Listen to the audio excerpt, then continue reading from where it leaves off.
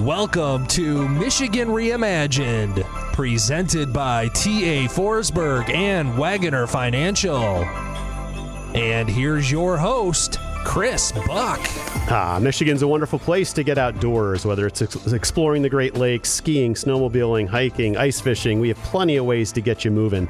Michigan has an ecosystem to share the benefits of getting outside, and here to share the efforts of Michigan's Outdoor Recreation Industry Office is their Executive Director, Mr. Brad Garmon. Welcome back to the show, Brad. Thanks, Chris. Happy to be here. Absolutely. So outdoor recreation, I think everyone knows generally what that encapsulates, but it's fascinating to know that the Michigan Economic Development Corporation has a team dedicated to really banging the drum on outdoor rec and pulling partners together in a variety of ways.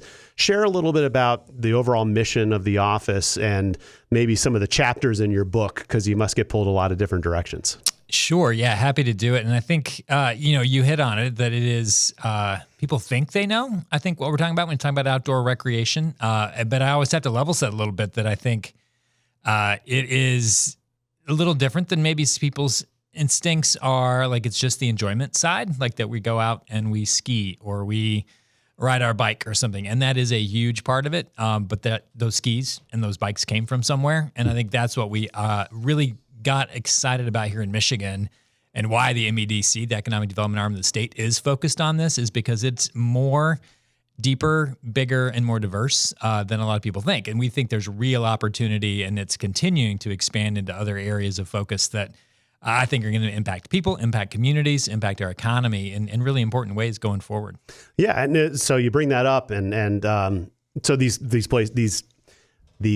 things that we are using to experience the outdoors are built somewhere. And so one of your roles is to try to attract or retain the people that are building them somewhere, because clearly these things are built. So Michigan's a manufacturing state at its core. Why not do it here? You can build them and test them out here and use them here as well. You got it. Yeah. And I think build them, design them, innovate them, because that they get better all the time. Like right now we're in Michigan's winter, and I'm heading up to the UP where we'll do some ice climbing, and they're actually holding an innovation track for innovators who are designing new products to get people out climbing on ice. And then coincidentally, there's also a fat bike, a race, polar roll. Okay. Fat biking wasn't a thing even 10 years ago. Like, right. Let's put 5-inch wide tires on a bike in Alaska, and suddenly the industry changes, whether it's gravel biking, fat biking. So innovation and those products, I think that is a sweet spot for Michigan. We are a state of production, innovation, creativity, engineering that I think we can apply to our love to the outdoors in some really exciting ways. Got it. Okay. And, outside of the fun that can be had, and then the business that, develops and innovates and does all the work to create the things we use to go explore the outdoors, there's obviously, there's a health and wellness component to this. Most people say after a walk in the woods or staring at a large body of water, or you doing physical fitness work, especially outdoors, is level setting, like you mentioned earlier, but mentally and physically and being in better shape. And I understand that that's a topic that has always been a part of your portfolio, but is something that you want to talk about here today. Is that right? Yeah, absolutely. As we head into 2025, I think health and outdoors is going to be a big topic nationally, and we are really well positioned in Michigan to kind of lean into that space as well. We've been doing it all along, as I think, what's unique about this office and sort of where we just started is it's companies, it's businesses that are innovating those products, and those businesses are very, very interested in customers. They want to make sure that their customers find, use, and have places to use all that gear, and those opportunities exist. So you think about that, and you think about the health and wellness side of it. It's about access. It's about making sure that those products and those experiences can be had easy, close to home, also in an adventurous context, which Michigan, I think, can do even more of. From the UP straight to our urban areas, there are ventures to be had. So that's what we're doing a lot more of, is like leaning into the industry's interest in some other areas, in addition to helping them bake products, also getting more people using them. And there is a lot of economic value in that for Michigan as well. And I have lots of data to talk about in terms of the health and wellness side of outdoor recreation as well. So how do you, in practice, implement that mission? Yeah. Like, how do you corral who's involved in joining forces, and who do you call an email on a day-to-day basis, and where do you put this into practice? Sure. That's what's, really interesting right now. Actually, if we, look at the data, which is where I often like to start, like where are we going? What's driving this? Where are opportunities? The website, the Outdoor Recreation Economy, the industry office website at MEDC, we got really two big sets of data that we just launched recently over the course of last year. One is about what we talked about, the outdoor economy. The other one is about outdoor participation. And so we're starting there, like who is invested in that piece? So that data comes from Department of Natural Resources. It comes from understanding. You take a look, 45 different activities that people are doing outdoors in Michigan, not necessarily tourism focused, but really what we do, like what I did this morning when I went on a run, or what folks are doing when they ride their fat bikes. And so we have a lot of data underneath that. Specifically what you'll find on there is cost of illness savings. So we've been able to model real data by region in Michigan, what it means if we can make more money on one hand data, but then if we save money by getting people more active. And so we have real data around that, around each of those 45 different activities. And I can quote you some of those numbers if you're interested. But the point is that's of interest to a lot of people, and the stakeholders and the partnerships that we're able to build around that pull in our healthcare providers. I've been talking to the University of Michigan healthcare system. I've been talking to Blue Cross Blue Shield, others about that, because that's real money and it's real out-of-pocket expenses that we can all reduce. And we can do it by going out our back doors and getting active and getting outdoors in Michigan's beautiful nature. So you mentioned these 45 different activities. Yeah. Give me a quick rundown of like give me a couple of those activities and then maybe some of the data behind it. Yeah, absolutely. And again, I would encourage people to check out the website. Just Google Outdoor Industry Office at Michigan Economic Development. You can play with this data yourself, but I pulled a few. So two sets of data. One is the big numbers we've talked about in the past, $13.9 billion in outdoor economy contributions. But if you look at cost of illness savings, you take those 45 different activities. It's everything from, we even broke down by going for a walk on natural surface trails, which we have in abundance here. And I'm a Meridian Township guy here locally. So great natural surface hiking, biking trails. And there's a cost of illness associated with that. Here, and I actually broke it down by region, so I got to figure out where it is. About $249 million in trail-based cost of illness savings. So from people hiking, biking, and walking, $249 million that we're not spending on chronic disease and those because we're preventing them by getting physically active. And so that data is available for like kayaking or fly fishing or downhill skiing or those are the 45 different activities of wakeboarding and ice climbing and all these different things. And I'm not sure. Ice climbing is pretty niche. Climbing, but generally speaking, absolutely. But that's what you're talking about. Yep. And so this is, cutting edge kind of stuff is what we're really trying to do, because this is data that's based on models that people have done about basically how many, what's the physical activity involved in each of those activities. Hunting has its own. Right. Fishing has its own. So there's numbers attached to each of those. Then we did that survey work in a very specific way to figure out how long people are doing those in Michigan. When they go out in mid-Michigan to go for a walk, how long are they doing it? How many times a week? So we can use those, plug those into the mathematical models and figure out a real number of what we're not spending for chronic disease because people are doing that. And then it gets way more interesting beyond there. And I'm happy to dig into where we're going next too, around the other ways that the mental side of health is being impacted by outdoors, time in nature, access to forests and trails, those kind of things. We're also leaning into that and getting some really interesting new partnerships with university researchers on that piece. Nice. And I want to dive into that for sure. But first, I want to thank my friends at Wagoner Financial. Are you ready to make smart financial decisions? Wagoner Financial offers a proven process for financial transformation, empowering individuals at all stages. Whether you're just starting out, nearing retirement, or anywhere in between, stop feeling unsure about your financial path. Wagoner Financial can help you undergo this financial transformation. Schedule a consultation today to discuss your individual needs and discover how Wagoner Financial can help guide you by visiting wagoner-financial.com or call them at 517-853-3367. So it sounds like a lot of what you're talking about is from the economic side of people getting out into these 45 different experiences. is opportunity costs. It's the absence of spend on healthcare. Right. Is what you're saying, right? Yep. And so that's obviously physical. You said chronic diseases, and it's like, hey, people walking 3 times a week on these types of trail systems tend to have this kind of better health setup. So they're not spending what the people who aren't doing this are spending. You got it. But there's also a mental health side of this too, right? So is it broken into physical health and mental health, or is it all bucketed together? Right now, we're that number, cost of illness savings, is mathematically built purely around the physical side. Right. Like that's just, getting your heart rate up, right? Getting physical, getting active.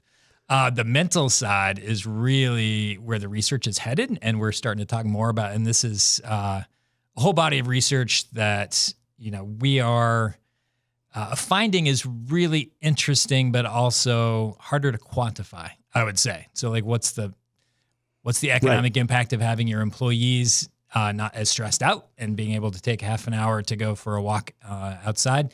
I think we see companies even here in the local region, Jackson and others, who provide that opportunity. Yep. Wolverine. Wolverine Worldwide in West Michigan. Yep. They provide that close because they know that they're more productive and more happy and those kind of things if they do have access to these kind of opportunities. We're just getting into the anxiety, the mental side. There's a lot of inflammation work around some of these things that we can impact how our joints and stuff work. If we can relax, if we can get outside, breathe a little, right? Experience a little awe is actually what I'm reading about now. Awe is a part of nature. Like, wonder can be in the smallest thing, the big things. And we think about that sometimes in big Western landscapes, the awe of like climbing a mountain in Yosemite or something, but we can do it right here too. Like rounding a bend on the river trail can sometimes produce that same sense of awe, and that has physical impacts, and those physical impacts have financial impacts. And so it seems like there's a really sincere interest and enthusiasm from the healthcare industry, right? To uncover this. I think collectively, everyone, including the healthcare folks, would agree that there's probably some reform in the way we do things, right? And I don't want to be unfair to them, but I think at the end of the day, there's a lot of expense that's probably unnecessary. Americans aren't as healthy as they need to be. There's a lot of indices that we'd love to have change in metrics and rankings globally that we'd like to do better at. Sure. But they're at the table. Yeah, absolutely. And I think, the way, even as we're talking about the economics and making products and making people healthier, a lot of this is about moving a little farther upstream. And so this is preventative kind of things right. that I think across the board, you're seeing more interest from healthcare providers, insurers, others. So we're continuing to treat disease. We need to keep doing that. Right, People do have illness. We do that. But how can we move upstream in their life, deal with lifestyle, behavior, some of those kind of things? That's where I think access to nature, the outdoors, is going to be a really huge part of not only what we're doing in Michigan, but we're doing nationally. Partners like the Outdoor Recreation Roundtable are going to be hosting a forum on health in the outdoors later this year. So we are really at the front edge of this. And again, it's a lot of outdoor rec leading the way. We are a pretty innovative sector for the most part. And I forget if you mentioned it to me anecdotally off mic or if I heard it somewhere else, but you mentioned that some of these healthcare providers are actually giving this prescription, instead of go take this pill, it's you need to go do this, and again, who knows how deep it goes, but this is your prescription, is to get outside and spend 30 minutes doing whatever. Yeah. And that is your health program as opposed to taking this pill. Yeah. And again, this is in partnership with healthcare providers and your doctors and others. But yeah, I think a lot of them would love to be able to do that and have insurance and other things cover some of those. That you can prescribe time outdoors, time in nature, physical activity, all that kind of stuff in the same way. The trick is it's harder, and we have a whole program. I have to dig into this, but you got to be able to get to it as easily as you get to that medication. And you're kind of how do I go out and get it if I live in a place that doesn't have access to healthy, safe outdoor opportunities? It's harder to prescribe that. So a lot of that early work in park prescriptions or nature prescriptions. There was a conference at U of M late last year about this. But that's going to involve access and making sure that we are investing in infrastructure, understanding where people can get outdoors safely. And the inequities. Absolutely. Probably, there is a lot of inequity in that. So that's a big piece of this, is making sure that we're partnering with healthcare providers, partnering with communities. And this is really a community development approach to healthcare. And that's going to be a really collaborative way to go about doing it. And you mentioned, we talked about inequities and then some folks having the lack of access.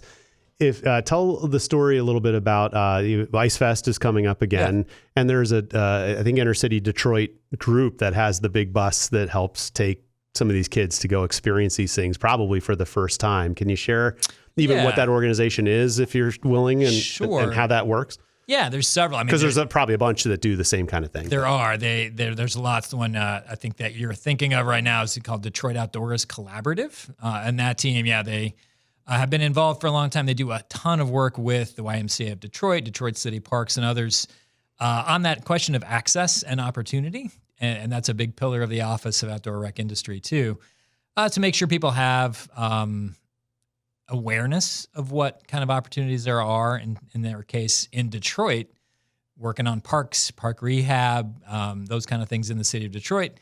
Access to gear. They run gear libraries, partner with the industry to make sure people have access to the right stuff to get outdoors, whether that's, we're in cold weather, warm weather, camping, backpacking, those kind of things. Not everybody has access to that.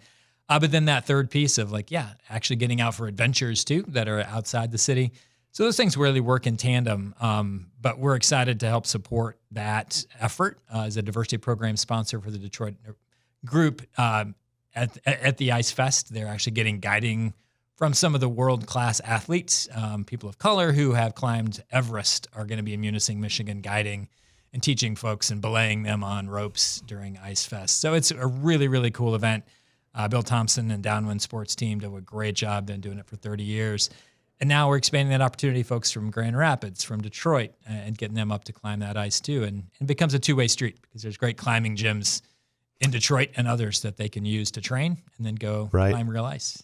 And I think, the best way, somehow you have to spread the word. And it seems like you and your teammates are the ones that try to cross-pollinate and tell the city of Lansing about this group in the city of Detroit and say, hey, you could model something similar if you felt like you wanted to do that, right? And just people sitting there just trying to think about how to embrace this. There's best practices around there that can be shared, and you might be one of those conduits to the data or the contacts to help people replicate it instead of having to create their own system. Yeah, absolutely. And I mean, again, that's something we do not do alone. That's going to be in partnership, just like with Detroit Outdoors. That's partnerships all across the city to make that happen. That will be across the board. And a lot of what we're doing with health is that same thing. Looking forward, how do we utilize those same systems that are helping people treat illness, deal with that, to educate them about opportunities to be preventative and prescribe time together outdoors? It helps socially, other things. So the communication arm, the investment infrastructure and planning for those kind of things. It is a statewide effort. It's Team Michigan approach to really get the word out and also make the investments necessary to make it work. So you talk about Team Michigan, and let's talk a little bit about Michigan's competitiveness. You said that a lot of this data comes from a federal study. Is that right? The economic stuff, definitely. We each year get federal data on the outdoor economy. A lot of the Michigan specific, those 45 activities, there is national data, but then we're also trying to replicate that in Michigan with our own survey work here in Michigan. So it's a mix. Got it. So as a guy who's lived in East Coast, West Coast, and a lot of places in between, and maybe just our listeners too might think Colorado or New England, Vermont, places, that you maybe naturally think of as a place to go to experience outdoor. I mean, but lots of California and tons of places maybe have a more robust brand for this kind of stuff. But, as a Michigander since 2008, I'm coming up on almost 20 years of living here. I now have an internal impression of all of the great things that Michigan has to offer in this space. What do you or others do to try to bang the drum on Michigan's notoriety, globally or US wide, to bring this stuff home to Michigan? Yeah. And again, partnerships is the name of the game, because really it is, it starts with authenticity. We really have to be realistic about what opportunities here in Michigan are. And those are not 14,000 foot mountains like Colorado. We don't have that, but we do have Great Lakes that they don't have. And I think there's a ton in that data about those 45 activities. We are very attached to water-based recreation. So knowing what we have, being authentic about what our opportunities in Michigan are. And it's also, what I hear and talk to people, I travel around the country a lot too, is that Michigan has an enjoyment level that's closer and more accessible. It's less competitive in some ways. Like I hear a lot of people coming back from Colorado saying like, it's just so nice to be able to go out and go for a hike with my friends. And I don't have to like time it, put it on my Strava and figure out like, did I beat my last time? And just being able to enjoy that time out here. So yeah, and the other thing we have is a huge diversity of offerings. So you can do everything in the same day sometimes, from biking, fishing, hiking, running, camping, all of it. We do it really well in a diversity of things. Motorized recreation is a big one for us, obviously, in Michigan. So being authentic, selling that well, and not trying to go head to head with another state on something they can't do. Like, hey, if you want to ski 14,000 foot mountains, it's a flight away, and we have great airports, and you can fly easily. Right. To do that for the weekend, and then you come home to a really great outdoor recreation state and good jobs. It seems like the people that kind of geek out in this space are pretty collaborative as opposed to competitive. I mean, there's part of you obviously that's paid to try to get Michigan higher up whatever rankings they need to be there, but there is kind of more of a global, you're great at this, we're great at this, we want to be even better at this. We're not going to get into something just to compete against you. Like you said, if you want to ski 14,000 foot mountains, you're not going to do it in Michigan. Right. But, and again, having lived a lot of places, I've never experienced the ecosystem of the mass ice fishing or the overland snowmobiling. Yep. Now I know some of the others, upper Midwest states do that really well too. Wisconsin, Minnesota, and I'm sure the Dakotas and Montana and others. But the idea of, taking snowmobiles on trails that parallel and get lost for days on end, but to drive through that channel on Cadillac, I think it's 115 or whatever that goes diagonally, you go right through those two lakes and you've got hundreds of ice shanties. And then you might have 30 snowmobiles at the BP station right at the cross center of town. And then those folks, they gas up their snowmobiles at bars and restaurants. I say that with fascination because from Philadelphia and living in Seattle and all that kind of stuff, I didn't know that even existed. And we seem to do it really well. Yeah, we are a huge outdoor recreation state. Every different data set you play with, we buy a lot of outdoor gear. We go outside and we do a lot of outdoor recreation. And we love it. And I think there is actually on the website too, there's economic valuation data that sort of talks about how important it is to Michiganders to have those opportunities. And some of those ones you're mentioning, like snowmobiling and other things, it's not only the direct dollars those folks are spending doing it, but it's really important to them, and their willingness to pay, their sort of commitment to that is really high on some of those activities. Out of character, even with sort of how much we understand and think about them. So I think it's great that you I liken it to having like a set of goggles or something you put on and you start seeing Michigan differently when you start looking at outdoor rec and thinking about the economics, thinking about the number of people doing these things, and you look at the landscape of Michigan differently. We are a great outdoor recreation state. Amounts of public land we have here is really the envy of a lot of the country. Right. And a lot of state land, a lot of federal land, a lot of rivers, lake shores,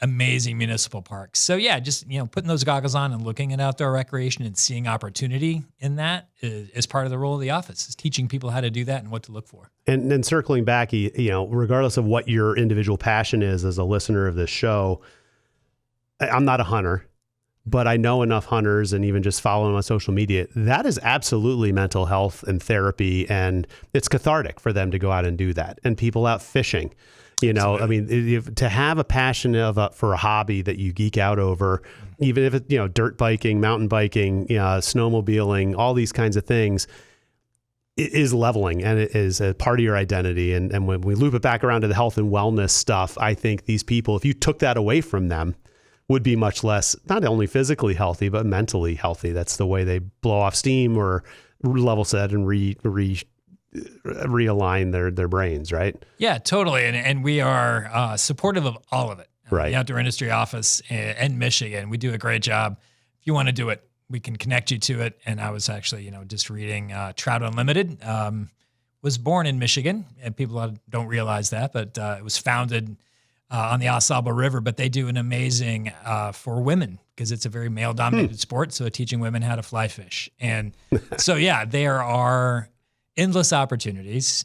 if you want to get into it. And then the outcomes are so good. And I think that's what is that unifying piece that you mentioned, whether it's here or my colleague in Colorado or Arkansas or anywhere else. At the end of the day, we're just excited about getting people opportunities to access the outdoors, have those experiences, learn those things that will be lifelong gifts. And yes, that helps the economy if you're into those kind of things, but it also helps our communities. It helps our employers have happier, more productive work being done. So yeah, we just think the outdoors are generally something we all really support and want to get behind.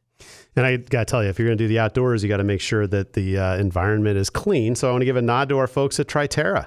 Triterra is a leading environmental consulting firm headquartered in Lansing, Michigan, with staff around the state to help serve your brownfield redevelopment, environmental consulting, and natural resource management needs. Since 2008, Triterra has been successfully advising a wide range of organizations to implement solutions to complex environmental challenges.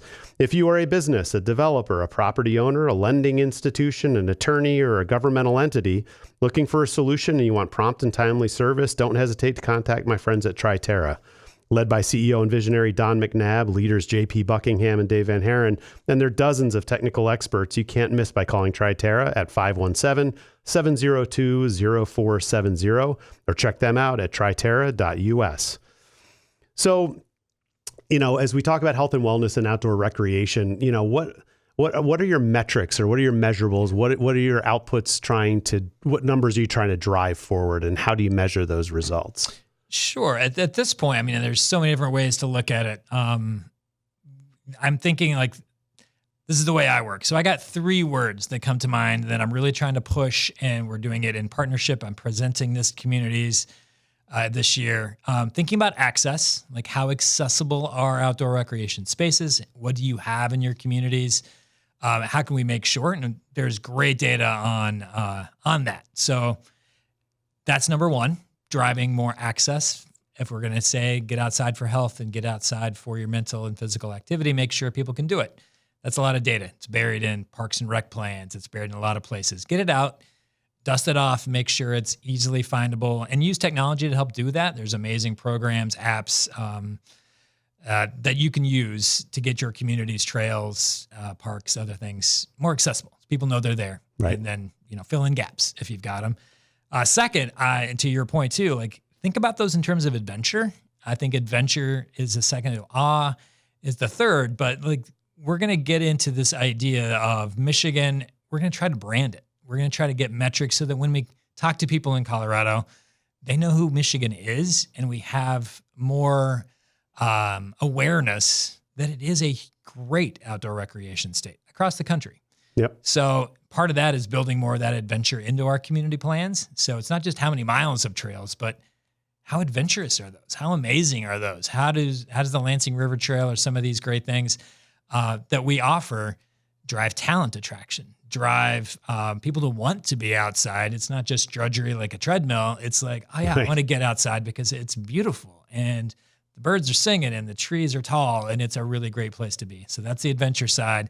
And this last piece around health that we are talking about now is really these moments of awe and wonder. Like, how do we take these same trail systems and start pausing and noting some of those? Because we are seeing the early research and, again, these conferences that we're seeing around the country and in Michigan leaning into this. If we're going to prescribe nature and some of those things, we need those moments that actually do lower your blood pressure, that pause you, get you to pause and breathe a little differently than you were before you saw it. And right now, I think those are just opportunities that every community has. And we go out into communities like not just number of miles of trails, but how special are they? And how can you build just a moment in a grove of trees that there's a park bench there that you can sit down and breathe for a minute and say, like, let's look at our community through that lens. So access, adventure, and awe are the sort of metrics that we're going to start driving for. And then I'm going to talk a lot more here heading into 2025. Fantastic. Well, I really appreciate you sharing your story, Brad. It's wonderful. How can people follow along, learn more? You threw out some website information, or what should they search to find some of this data? Yeah, I mean, the easiest way to sort of stay up to date, I use LinkedIn quite a bit for the office. So you see where we're going at Ice Fest or some of those kind of places. Michigan Outdoor Recreation Industry Office. Yep, has its own LinkedIn, so you can find it there. And then, the website, michiganbusiness.org/industries/outdoor/recreation. Got it. So just, I would say, do a search. Yep. AI will find it. Right on. Makes a lot of sense. Well, thank you so much for joining me here. We've been speaking with the executive director for the Michigan Outdoor Recreation Industry Office, Brad Garmon. Really appreciate you being here. Thanks, Chris. And I'd like to thank the rest of our loyal sponsors, Forsberg Real Estate, Wagoner Financial, Triterra Environmental, Good Marketing, Keller Williams Advantage and Team, Michigan Rise, and the attorneys at Foster Swift. These are all fantastic people worth the call. And if you found the show as a one-off, I want to remind you to follow and subscribe to Michigan Reimagined on YouTube, Facebook, Apple Podcasts, Google Podcasts, Spotify, iHeartRadio, and pretty much anywhere you find your podcasts. This is Chris Buck signing off for Michigan Reimagined.